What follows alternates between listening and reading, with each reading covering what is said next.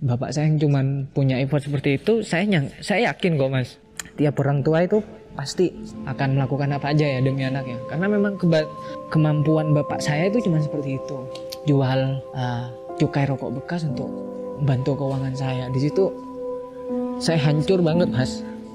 Tapi dari hancurnya itu saya fight lagi gitu.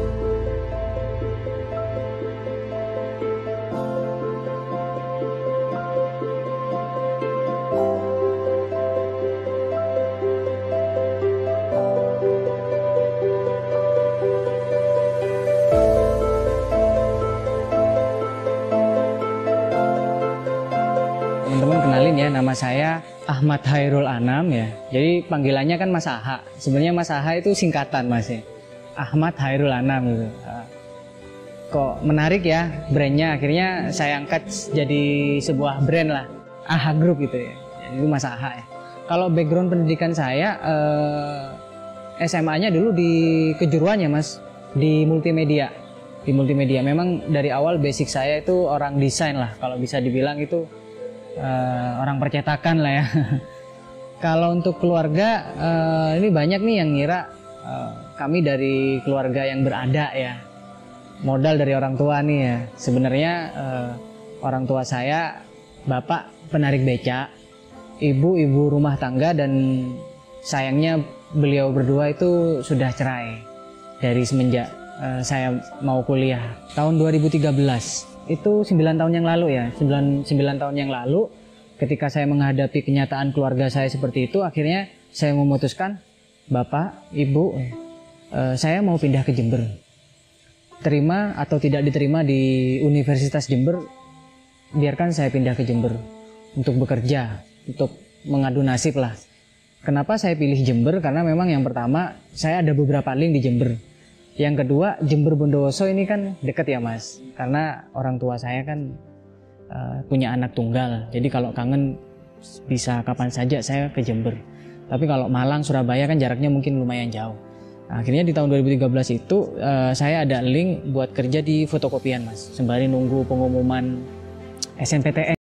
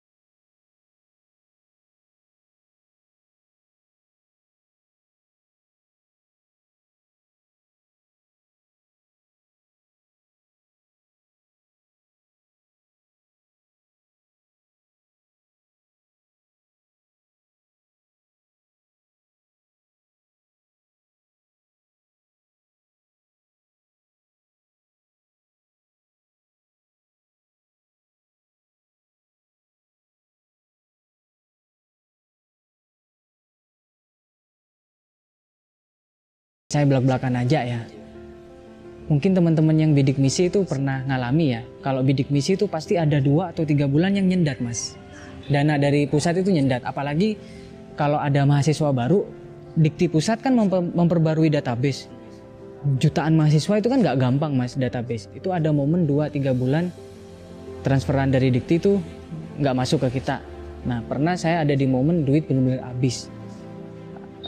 Logika aja ya mas, duit 400.000 nih ya, mau sengirit apapun kan nggak bisa ya. Akhirnya saya pulang ke Bondowoso, saya bilang ke bapak, Pak saya kehabisan duit.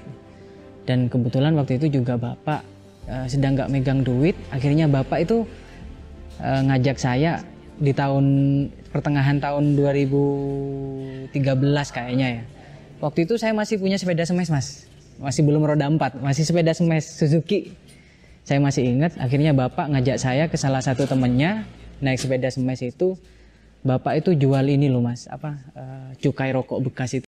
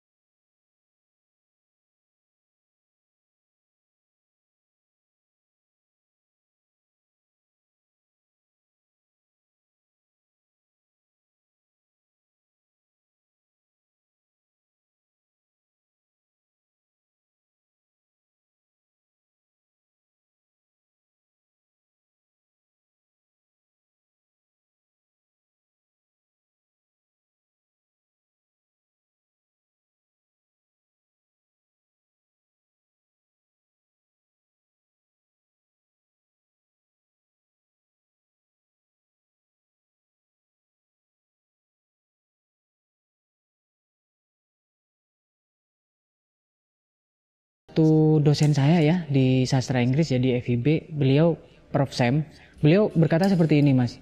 Siapa diri kamu, cerminan diri kamu itu adalah 3 orang terdekat. Jadi siapa nih 3 orang yang tiap hari kita kumpul? Kalau kita ngumpul sama orang-orang yang suka bisnis, ya kita seenggaknya kecipratan lah. Kalau kita ngumpulnya sering sama orang jualan parfum, seenggaknya kita kecipratan baunya kan. Jadi saya sama Pak Rudi itu sebenarnya jadi asisten pribadinya Mas. Jadi bukan cuman ngurusin kerjaan di satu usaha ya, tapi ngurusin kerjaan di beberapa usaha milik beliau. Jadi saya tiap hari ikut Pak Rudi, ngobrol sama orang gimana, caranya negosiasi gimana, hitung-hitungannya gimana, ngadepin orang dengan segala macam background itu seperti apa. Jadi bener-bener saya itu ibaratkan kuliah lapangan Mas. Bener-bener ngelihat, oh lapangan seperti ini ya, yang tidak bisa saya dapat di bangku kuliah. Nah dari situlah sampai kapanpun saya selalu ngomong sama Pak Rudi, Koko ini adalah orang paling berjasa di hidup saya. Koko adalah orang yang membentuk mindset saya seperti saat ini. Mungkin kalau saya tidak bertemu dengan Pak Rudi itu, saya tidak yakin ya saya punya mindset seperti sekarang ini. Karena didikan Koko itu dari pola pikir, pentingnya investasi sejak dini, pentingnya usaha sejak usia muda itu seperti apa.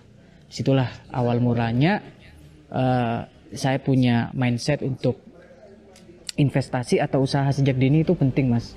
Karena Pak Rudi bilang tiap orang itu punya jatah gagal yang berbeda-beda Mas.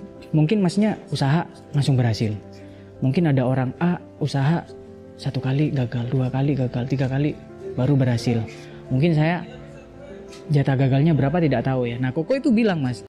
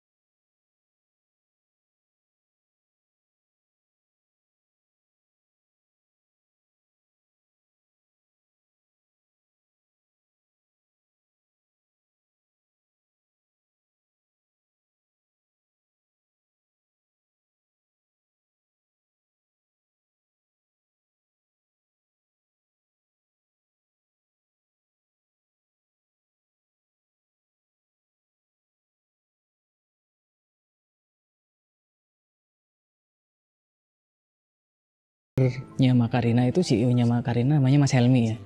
Teman lama dulu pernah garap di BNI. Kita dulu pernah garap BNI. Udah 2 tahun nih Mas gak ketemu. Terus sekali lagi ya, Tuhan itu memang kalau bercanda itu memang unik lah ya, bercandanya Tuhan dengan hambanya. Ketika saya diberi cobaan yang sangat lucu menurut saya ya, tapi Tuhan juga ngasih jalan rezeki yang juga menurut saya lucu gitu. Ya saya sendiri yang mengalami itu juga nggak ngerasa Mas, ketemu tiba-tiba MOU. Dari awal Makarina itu cuman gerobak di Double W, saya sewakan beberapa ruko di kampus. Yang awal itu omsetnya Makarina waktu itu 15-20 juta, ketika saya menjadi investor langsung naik 300 juta Mas. Sempat juga diliput beberapa media kan. Nah, dari situ duit saya kan balik lagi Mas. Karena dalam metode investasi pasti ada yang namanya break even point kan, atau BEP lah. Balik modal lah. Dari situ modal kan balik nih. Wah, kok ketagihan ya ngebisnis ya. Duit ada lagi nih. Di situ saya invest lagi Mas, buka usaha baru namanya Kreativa. Kreativa itu di sosial media manajemen. Dan alhamdulillah saya ngehandle lebih dari 20 perusahaan. Seperti Larissa, The Argopuro, RSUK, dari desain segala macam kita handle. Balik lagi duitnya Mas. Buka usaha lagi namanya Ayo Rental. Yang awalnya saya pribadi fokuskan Ayo Rental di khusus persewaan kamera ya. Sekarang berkembang di sewa mobil dan apartemen. Dan kita sekarang udah ada 30 unit kamera, 3 mobil dan 4 apartemen. Itu milik pribadi. Dari Ayo Rental itu balik modal lagi Mas. Ya, bukalah di F&B Ayam Coblos. Dari Ayam Coblos itu juga ketagihan lagi nih, buka laundryan. Setelah laundryan buka lagi nih, ini yang terbaru saya MOU sama, mungkin Masnya juga pernah dengar ya, salah satu lokal hero-nya Jember namanya Seblak The Pranger. Dan bulan depan saya buka di Sidoarjo. Tuh. Jadi benar-benar dari nol lah Mas gitu. Nah dari beberapa usaha itu saya bikin namanya AHA Group. Sebenarnya AHA Group ini holding company Mas. Jadi AHA Group ini di bawahnya itu ada usaha-usaha yang saya geluti. Entah yang saya bikin sendiri seperti Kreativa, Ayo Rental, atau usaha-usaha yang saya investor dari awal seperti Makarina, Seblak The Pranger, Ayam Coblos dan lain-lain. Nah kalau kita ngomong makaroni Mas, dari Mas kecil sampai sekarang ada nggak? Oke, berarti peka zaman. Perempuan atau laki-laki suka makaroni nggak? Peka gender. Hujan bisa nggak makan makarina? Panas bisa nggak makan makarina? Peka cuaca. Kalau kita jualan es kan hujan aja udah omset turun Mas. Terus anak TK, SD, SMP, SMA, kuliah sampai orang kantoran beli nggak makarina? Peka usia. Nah jadi kalau saya sendiri ngelihat dari point of view-nya itu Mas. Kalau kamu buka usaha cuman musiman, maaf saya tidak menyinggung beberapa brand ya, tapi saya kasih salah satu contoh nyata deh. Mungkin Masnya masih ingat es kepal Milo. Tahu kan dulu meledaknya seperti apa? Orang pada niru es kepal Milo, tapi sekarang apa kabar? Itu loh Mas yang saya maksud. Jangan kamu jadi pembisnis hanya mencari bisnis yang musiman, yang short term. Carilah suatu bisnis yang sekiranya kamu jual produk, entah itu barang atau jasa yang bisa jangka panjang.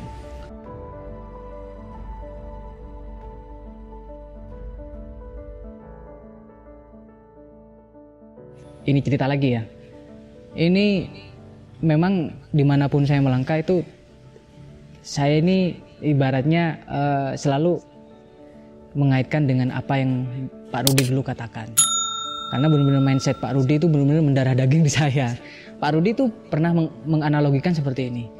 Kalau kamu punya shotgun kan senjata gede tuh, pelurunya gede. Udah kamu tembak aja. Pasti di depan dia kan nyasar apa aja kan. Kecuali kita punya pistol, pelurunya kecil, nembak satu yang kena satu. Tapi kalau shotgun kan nembak sekali yang kena banyak. Kamu kalau emang mau jadi pengusaha, pembisnis, hajar semua sektor aja. Itu yang pertama. Yang kedua, memang bahasa nyelenehnya, kalau kamu mau jadi pengusaha, kamu itu harus licik. Dalam artian licik, pintar memanfaatkan kondisi. Pengusaha itu adalah orang yang bisa memberi solusi, Mas. Contohnya nih, sekarang musim hujan, mahasiswa kuliah capek kan? Atau teman-teman karyawan pagi, siang, sore kerja capek kan? Nyuci udah capek kan? Nah, pasti orang kan mikirnya, laundry aja deh gitu. Contoh lagi, mahasiswi kebanyakan kan suka pedes. Kalau teman-teman mahasiswa sama mahasiswi kerja kelompok atau nonton drakor, pasti pengen ngemil kan? Pengen ngemil yang pedes-pedes. Kita ada makarina, seblak. Siapa sih yang nggak suka seblak pedes ya? Terus juga Jember kan saat ini kotanya kan lumayan, trafiknya kenceng ya. Sering banget kan Jember jadi kota transit. Pasti tamu-tamu itu kan butuh tempat menginap segala macam. Ya kita sediakan apartemen. Masnya mungkin mau ada acara pernikahan, prewed atau apa, butuh kamera, ya silakan sewa di kita. Jadi kita memang menyisir apa nih yang bisa jadi duit nih gitu. Berbagai sektor. Saya hajar aja semua, Mas. Ya ibarat tadi shotgun itu tadi. Jadi saya sudah nggak ngelihat kanan kiri saya, yang penting saya tembak. Atau mungkin analogi yang bisa saya jelaskan, saya ada di tengah laut nih. Saya sudah lepas jangkar aja udah, Mas. Nanti saya tarik. Saya udah nggak peduli mau dapat ikan kerapu, mau ikan lumba-lumba. Jadi saya udah ambil semua. Karena menurut saya Jember ini potensi pasarnya bagus. Dan yang kedua masih ramah. Kalau kita banding kota-kota industri seperti Malang, Surabaya, Jember ini potensinya masih bagus dan masih ramah. Sebagai untuk para pemain baru, khususnya pemain baru seperti saya, pemain kecil seperti kita, itu sasaran empuk, Mas, Jember.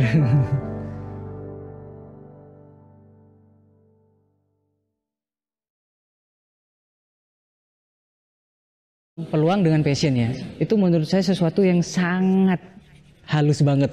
Maksudnya kita nggak bisa bedain ya. Banyak teman-teman saya itu gagalnya gara-gara dia terlalu egois, Mas. Idealis. Oh, ini passion gua ini passionku ini. Sampai pada akhirnya mereka ini tumbang satu-satu, akhirnya sadar. Oh iya ya, kita nggak bisa nih egois. Kita boleh idealis. Tapi kalau kita udah ngomong lapangan, dunia kerja, kamu kalau terlalu idealis, kalah. Saya ambil satu contoh nyata deh. Yang baru tadi malam saya ketemu sama orangnya. Ini salah satu link saya, namanya Bang Jeremy. Jeremy itu anak Jabodetabek, Ikatan Mahasiswa DKI Jakarta dan sekitarnya. Yang dia itu punya bisnis Court Cafe di Jalan Riau. Dan tadi malam baru tutup, Mas. Tadi malam tutup di Jalan Riau. Ngobrol sama saya, bener Bang, bener kata Mas Aha. Karena Jeremy sendiri mengakui Court Cafe ini kan sebuah cafe yang ada live musiknya. Nah kebetulan Bang Jeremy ini punya idealis musik yang dia sukai. Jadi dia memaksakan musik yang dia sukai untuk semua kalangan. Nggak bisa dong, Mas. Saya suka musik, Masnya suka musik, tapi bisa aja saya suka jazz, Masnya suka dangdut. Kalau saya maksain Masnya suka jazz, idealis dong saya, egois dong saya. Nah itu salah satu contoh nyatanya, Mas. Makanya waktu itu saya berpikir, kalau saya sendiri passionnya, Mas, dari dulu saya orang desain, Mas. Saya orang IO, orang lapangan. Tapi kenapa saya bisa ke kuliner, saya ngocok makarina juga bisa, ngeracik bumbu juga bisa, saya harga cabai juga hafal, harga bawang juga hafal. Karena apa? Saya sadar betul kalau saya mau jadi orang lapangan, memaksakan kehendak saya sebagai orang yang idealis itu tadi, saya nggak akan bisa berkembang. Sedangkan di luar sana potensinya gede. Masa orang mau ngasih rawon sama soto, saya tetap mau nasi pecel, kan nggak bisa, Mas. Seperti itu analoginya. Jadi semua makanan udah sikat aja.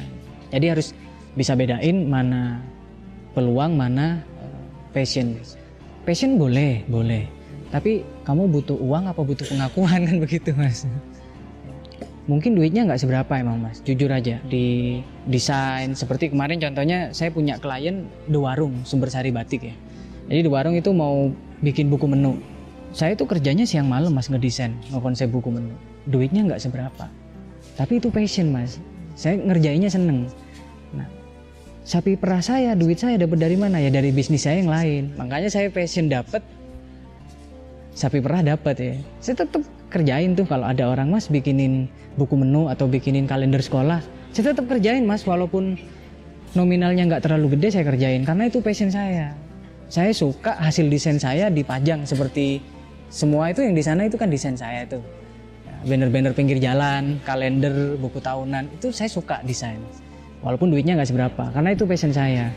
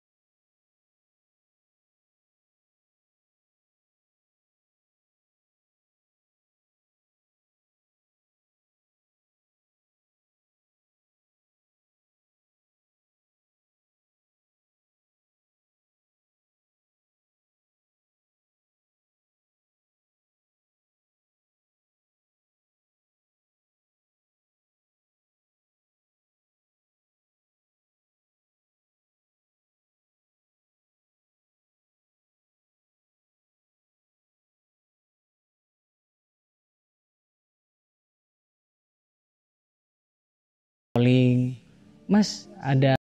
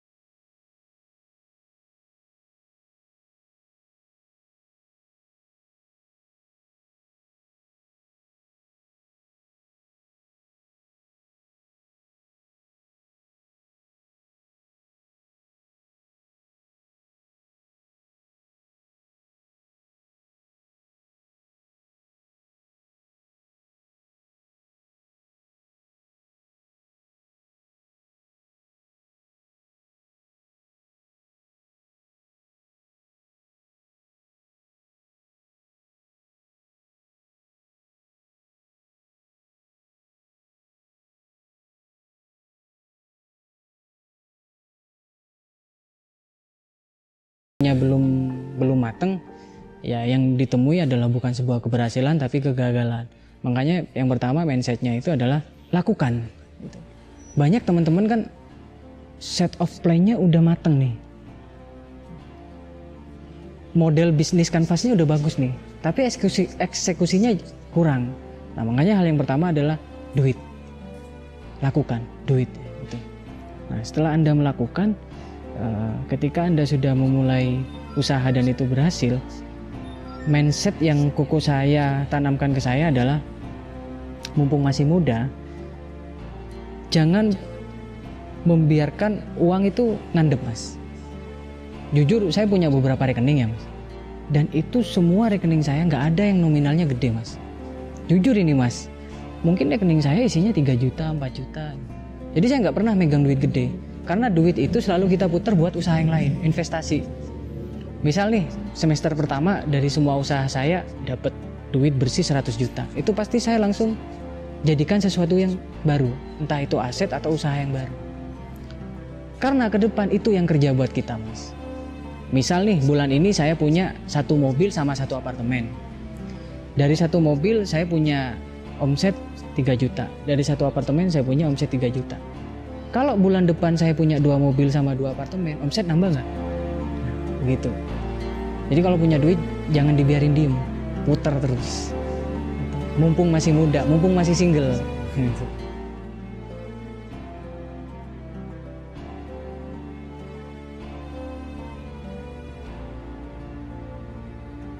Kalau saya pribadi sih bener-bener titik terendah saya waktu itu memang menghadapi kenyataan orang tua cerai mas. Kenapa? Karena saya kan anak tunggal nih. Kalau kita ngomong materi, ya kita kan dari keluarga yang sangat sederhana ya. Apa sih mas harta yang paling mewah menurut masnya? Keluarga kan. Apalagi menurut saya dengan kondisi saya seperti itu, harta saya yang satu-satunya yang berharga adalah keluarga. Ketika harta saya satu-satunya itu yang saya harapkan hancur, di situ saya ada di momen bener-bener wah Tuhan nih lucu banget ya kalau bercanda ya. Sempat ada di momen seperti itu, sempat berontak juga ke orang tua. Cuman pada akhirnya momen di saat saya mengalami untuk titik balik itu ketika bapak mas, saya itu sangat mengapresiasi beliau lah.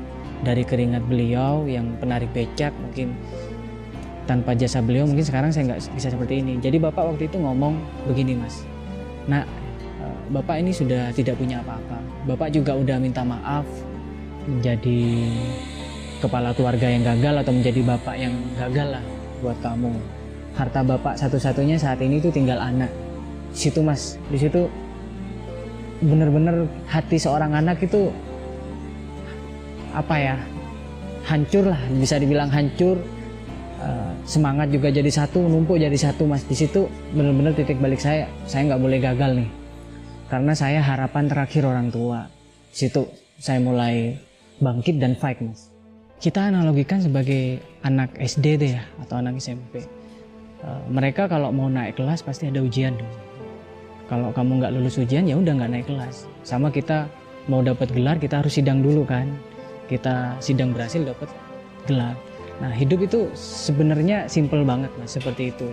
Ketika Tuhan ngasih kita suatu keadaan yang titik terendah, kita tuh hanya perlu sabar. Nah ketika sabar itu udah benar-benar di titik terendah, yakin udah Tuhan itu ngangkatnya cepet. Jadi untuk teman-teman di luar sana yang sedang merintis atau yang sedang gagal atau yang sedang ada di titik terendah, percaya deh omongan saya, Tuhan itu emang konyol. Kalau saya ngomong tuh bahasa anak tongkrongannya konyol. Tuhan bercanda dengan hambanya itu sangat lucu. Tapi Tuhan juga ngasih rezeki ke hambanya itu sangat lucu. Hidup ini kan roda ya. Yakin aja setelah ini pasti Tuhan kasih sesuatu yang manis gitu. Badai pasti berlalu. Pasti.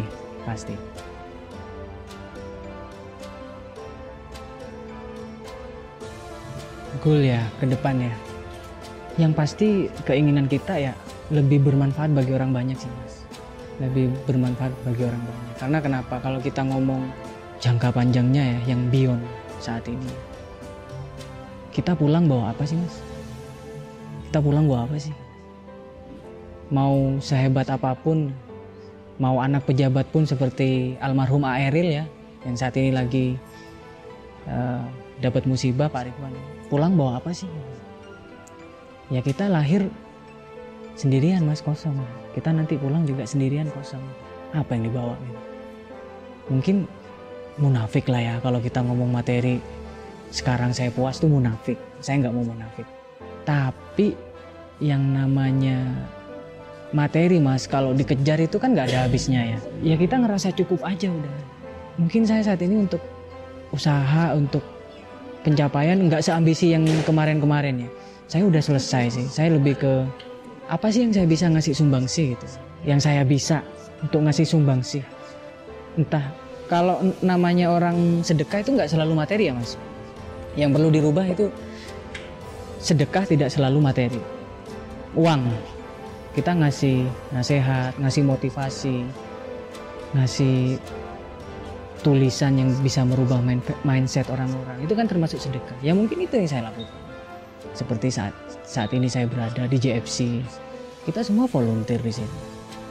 Kita 0 rupiah, digaji 0 rupiah, tapi kita all out di sini, bermanfaat bagi orang lain.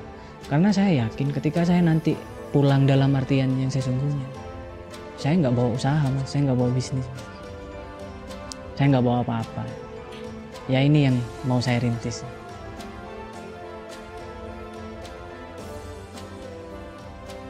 Terima kasih, saya Ahmad Hairul Anam, owner dari AHA Group. Semoga cerita saya tadi bisa menginspirasi teman-teman semua. Jangan lupa ya, like dan subscribe channel Plat P Media untuk cerita inspiratif lainnya.